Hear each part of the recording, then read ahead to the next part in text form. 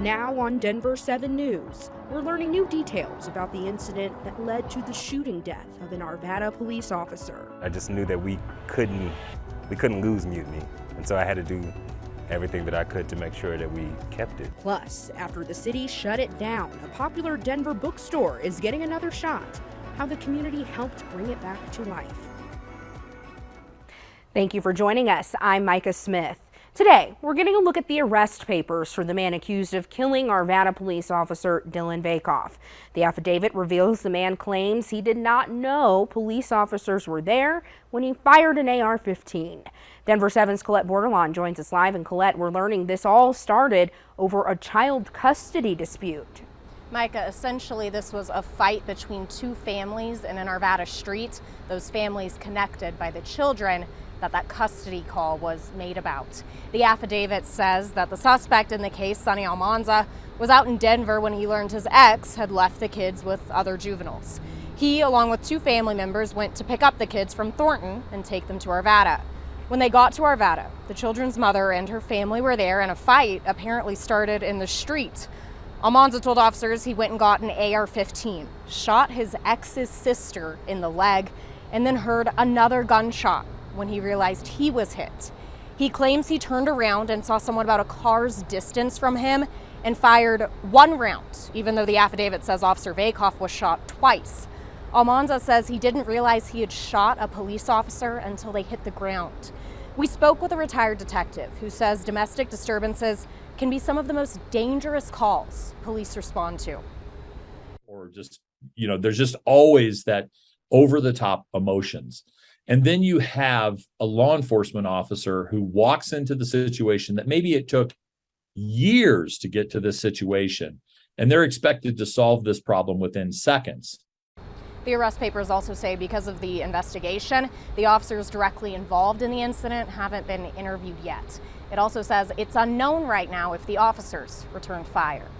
Live tonight, Colette Bordelon, Denver 7. Very scary situation there. Thank you, Colette. And we're getting new video showing the moments an RTD train went off the rails in Aurora last week. Take a look as the train approaches the corner. You can see the two front cars tilt over and completely come off the tracks, and the other two swing around and come to a stop diagonally. 3 people were taken to the hospital after the incident. RTD tells us this is an active investigation and have yet to say what happened. The South Broadway staple is getting a second chance after the city of Denver seized the business for unpaid taxes. Denver 7's Christian Lopez joins us live outside Mutiny Information Cafe. And Christian, the store clearly means a lot to so many.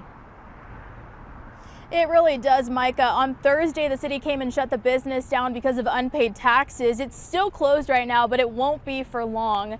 And this is a really unique spot in town. It's a bookstore, cafe. They also have live music.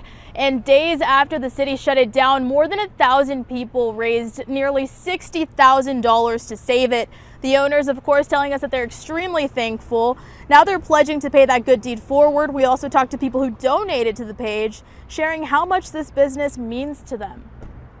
I just knew that we couldn't lose Mutiny, and so I had to do everything that I could to make sure that we kept it. We are overwhelmed. It went literally from tears of losing your whole lifelong dream to tears of gratitude and humility, and a little embarrassment, of course, but we're overwhelmed with gratitude.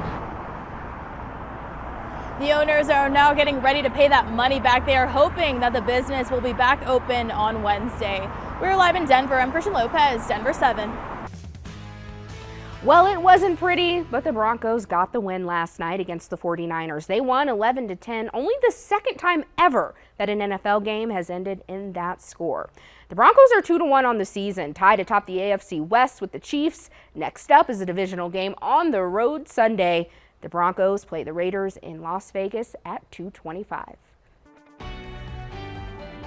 Today, Pfizer has officially applied for FDA approval on its Omicron-targeted booster shot for kids ages 5 to 11.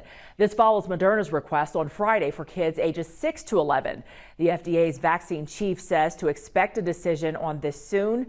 Both companies are also launching studies on the new booster for kids as young as 6 months.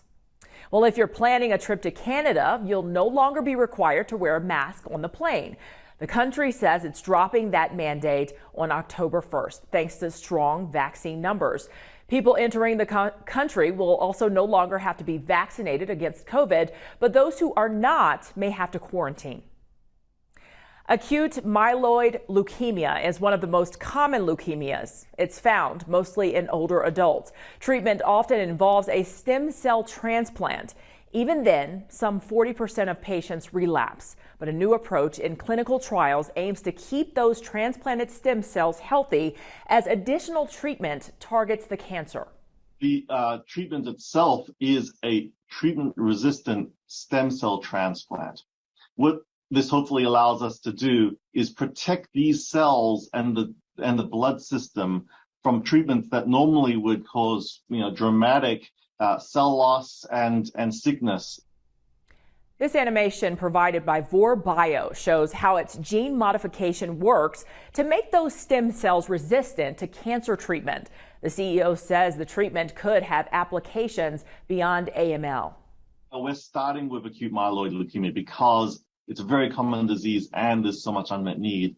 However, there's lots of related conditions that also could be using the same approach. And we're doing a lot of research into additional targets and very sophisticated bioengineering techniques that could allow us to expand the utility of this approach across a range of different cancers. Okay.